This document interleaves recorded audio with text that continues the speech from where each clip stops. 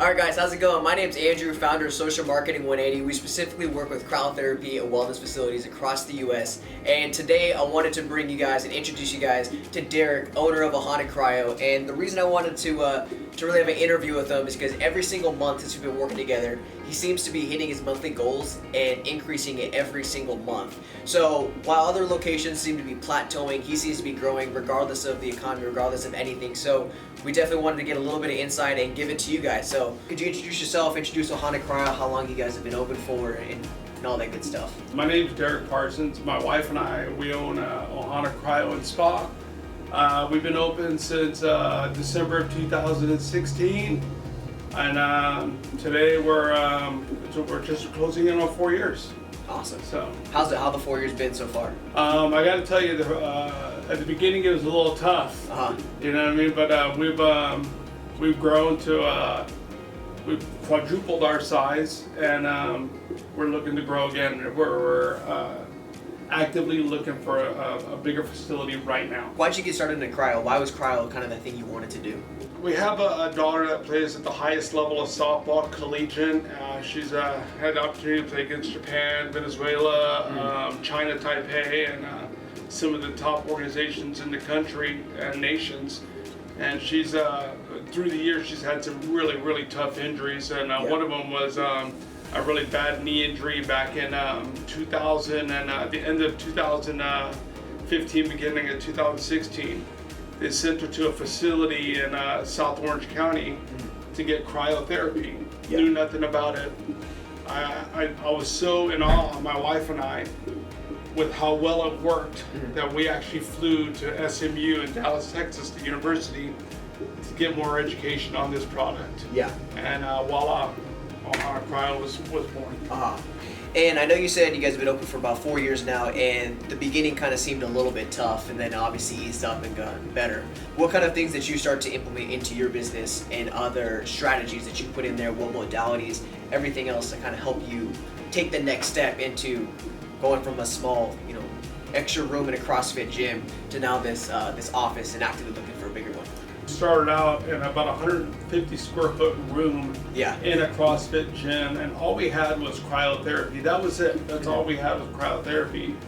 And I'm going to segue back a little bit because my background has a lot to do with where we are today. I'm a finance major in school. I'm also a finance director. But my whole background is basically customer service. When I was in school, I worked for a store called Nordstrom's. I don't know if I'm sure you're familiar with it, right? I worked at Women's Salon Shoes, which was $500 and up, in the department I owned. So everything was based on customer service, and it's implemented into my soul. That's everything. So everything about our facility has been customer service. So that is honestly one of the main reasons I think we've grown is our customer service. And adding modalities also helped. Once we got out of that small room, we had the ability to add much more modalities to help our portfolio, which in essence helps our guests. 100%. And I know when we first started working together, you guys had majority of your guys' packages. Packages were mainly like the sell. We want to get them on a 3-pack, a 5-pack, a 10, and I think at one point we had like a 15, a 20, and maybe even a 30-pack. But there was one for every single situation. And it seemed like a little bit too much of an option for people to pick from, too many different options to pick from. And then we kind of started to segue into more membership. So it's just super easy for the customer, super beneficial for the customer, and a lot more beneficial for the business because you have that cash flow coming in. Walk me through, what was that transition from packages to memberships? Were you apprehensive at all? Were you just like, let's go with it? Or I'm sure you remember I was super apprehensive because we had so many. Basically, once we evolved from cryo, we added a product called Normatec compression. Which at that time all we had were the boots. And we would put these guests inside a really nice what would you call it, a gravity chair. Yeah. In the gym itself. When the music was cranked, you could have Ozzy Osbourne on full blast, right? Anyways, we had probably 15 different cryo packages. You know, I mean, we had massive cryo packages, and we had some Normatec packages, and I was apprehensive on going away from memberships because, you know, we're basically with our package sales, you're on the hope program. You're hoping somebody walks in so you can get a sell that day. 100%. So I kind of battled you on that. I don't know if you remember, I battled you on it for about 4 to 5 months, maybe even longer. And then now I look back, and that 4 to 5 months cost me a lot of money. Yeah. Because I would have been way ahead. Because once we got away from the packages, and we went from probably 15 different cryos, different services. Now we have three packages, I think, per cryo. I think we have a singular. I think it's like a single and a 5-pack. Yeah, that's it. We have two, the single and a 5-pack, and then everything is memberships. So that's besides customer service, that was a turning point for Ohana Cryo. How do you guys incentivize your guys' team to be more customer oriented, to be more motivated for selling memberships? Because a lot of the time we run into people that the owners are super gung-ho about selling memberships, but sometimes the team is a little bit held back on not wanting to be too pushy, not wanting to be that kind of salesperson. They would just want people to be relaxed. How do you incentivize your team to sell more memberships? I never want my technicians to be robotic about selling product. That's customers can read right through that, and it's a poor look, and it's not genuine for your facility that you have. Yeah. So while we're interviewing prospective techs, we let them know that most of the products we offer are membership oriented, and because we offer several different memberships, and it's much more price effective for the guest. While we're interviewing the prospective tech, we let them know to see what their motivation is, see what their background is, and see if they're a people person.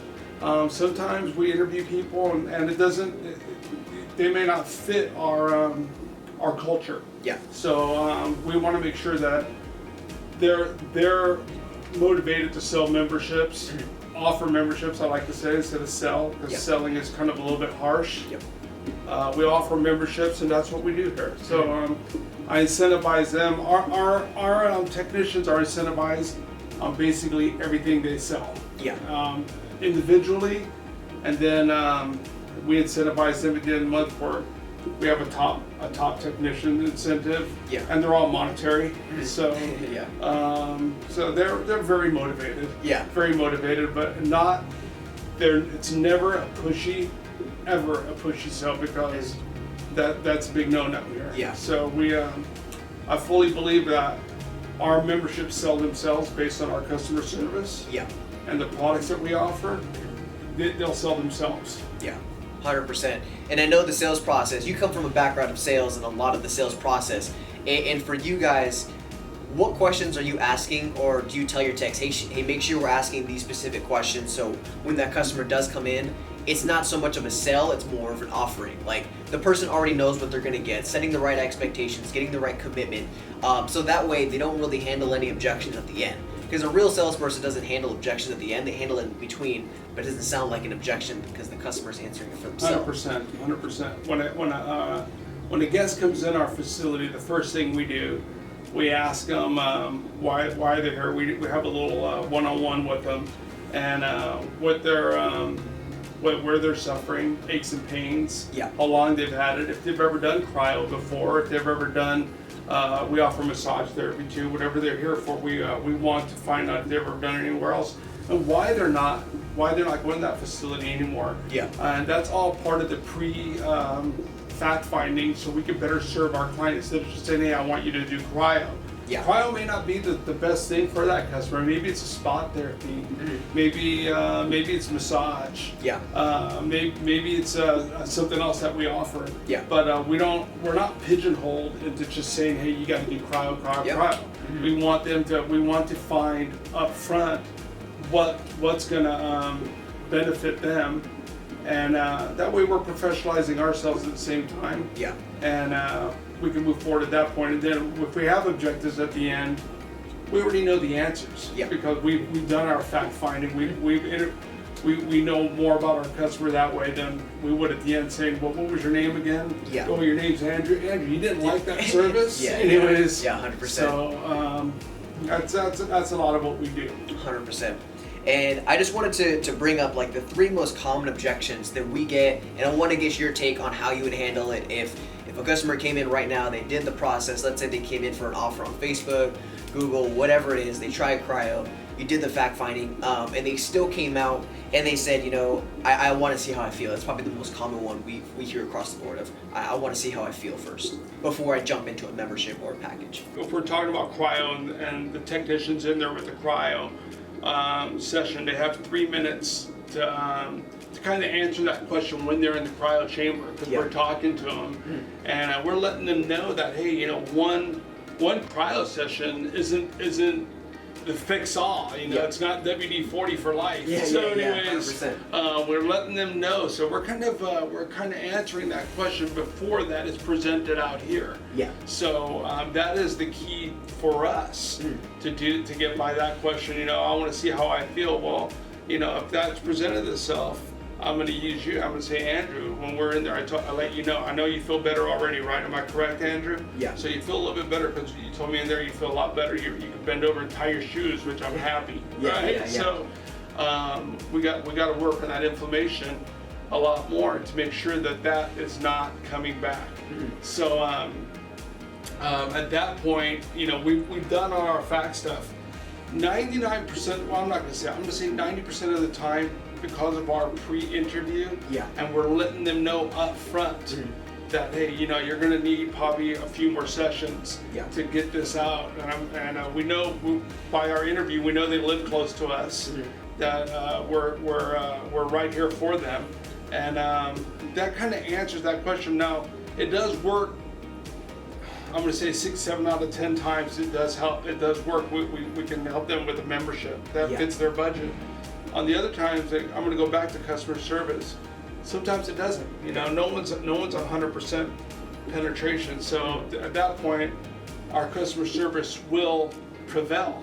We will prevail with customer service. Yeah. And when they do decide to come back, there won't be any reasons for them not to trust Ohana Cryo and Spa with their wellness and recovery. And going back to that, like, let's say that person did say no today, because sometimes you just can't sell somebody. That's just the name of the game. How important is the follow-up for you guys? It's vital. It's vital. We do a follow-up immediately afterwards. All the customers that come in the next day, our technician that comes in, their job is to call those customers to see how they're feeling. Perfect. And then try to book them for another appointment right there on the spot. Even if they didn't buy a package, call them up, say, how are you feeling today? And this is first thing we always introduce ourselves. Hey, this is Mel with Ohana Cryo and Spa. Yeah. You came in yesterday. I know I wasn't here to help you, but I'm sure Haley gave you some great service. How are you feeling today? You know what I mean? Those little steps right there, I'm sure we care. And it may sound cliche, like, just selling. We genuinely care about our customers. They are the lifeblood of our facility. So. We do advertising with 180. We get a lot of business from word of mouth. Yeah, 100%. That's awesome, man. So, and then the very next thing I wanted to ask you is, I know you said, in the beginning you guys kind of had a rough patch of trying to get your guys' feet under you, trying to get some traction going. What would be like the top 3 things that you would tell somebody just starting out to kind of expedite the process of where they were at from just spinning the wheels, don't seem to get any traction, to where you're at now, to kind of expedite the process of being a little more successful and then kind of, not taking advantage of the mistakes you made and just going straight to the top? I'm going to say, if I had to segue back, be a lot more motivated towards be super 100% customer service oriented. Yeah.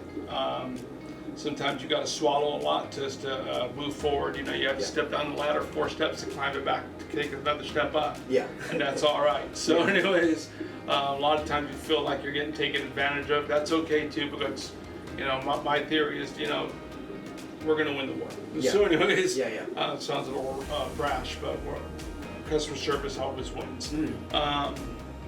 I would say make sure you can try to add some more modalities offerings to your clients. Yeah. Be 100% focus on your marketing. The worst thing I see people doing in any, not just cryo, but is sporadic marketing. You know, you might go 1 month and then, hey, you know what, we had a great month. Let's shut it off for 2 to 3 months. Yeah, you know what I mean? yeah. No, I believe your marketing has to be like your mortgage or your rent or your facility, whatever that is. Yeah. That's part of your monthly bills. Yeah. So it's an automatic, and you know, you're gonna have great months, you're gonna have slower months, but that marketing is constantly in front of that customer in a nice subtle way. Yeah. So that make sure you're prepared to do that, and I'm going to say customer service and training your technicians. Yeah. Training your technicians. We constantly train here. Well, I'm going to say once every month and a half, every 2 months. All the technicians come in for an hour and a half before the facility opens, and we do in-house training on what's working. I like the round table with all the technicians and find out, hey, what's happening at the facility, because I'm not here all the time. I'm rarely here, to tell you the honest truth. Yeah. But I want to find out what's going on at the facility, what's the feedback we're getting, so we can get everybody's input on how we can be better. It's not just about myself or 180 helping out. Yeah. The technicians have a lot to say too, and they're the foot soldiers. Yeah. So their input is vital to our success. So whatever they're seeing, we roundtable and we find out. So make sure I guess I'm going to segue back to your 3 questions: training, stick with a good marketing program, and try to add more modalities. Yeah. You know what I mean? Try to add more modalities, no matter what they are. If you have to just do a Theragun, that's an extra one right there. Yeah, you know what it yeah. is? But off the top of my head, those are the 3 things for me that are super vital and important. Yeah, 100%. And for your guys' business particularly, like let's say if a newer location was opening and they were like, what modality should I offer? I'm looking at 3 to 4. What would be like the top 3 to 4 that a crowd place should have essentially, that they should have opening up? Spot therapy, cryofacials, a machine that's able to do, or if not singular machines, spot therapy, localized, facials, cryofacials, Normatec, and a whole body cryo, of course. Yeah. And then you can add Theragun. There's 4 right there. Yeah. For us, we have those, and we offer massage. We offer cryo skin. Yeah. We have a few other modalities, and we're looking to add some other big ones too in the future. Yeah. Keep that in the wraps right now. Yeah. Anyways. Did you have anything else you wanted to add? Because that was pretty much the end of the questions I had for you. No, I just wanted to thank 180 for everything you guys do for us, and you know, it's we really appreciate everything you guys do. Yeah. Well, the crazy thing is that you said the 4 years that you guys have been open. I thought you guys were open for 3 years, because I think we've been working together now for almost 3 years now. Yeah. I think I think the 3 first years. I went by myself for like 7 or 8 months, and Yeah. just was trying to make it happen. Anyways. Opened up an email, and then next thing you know, I came in. Yeah, that's exactly what happened. I can tell you right now, where I opened up that email, I was sitting in the parking lot at a grocery store talking to you. Well, I appreciate it, Derek. Thank you so much for hopping on this interview, and I hope a lot of people got some insights and some tools from this talk. So, hope you guys have a great day, and keep on moving forward.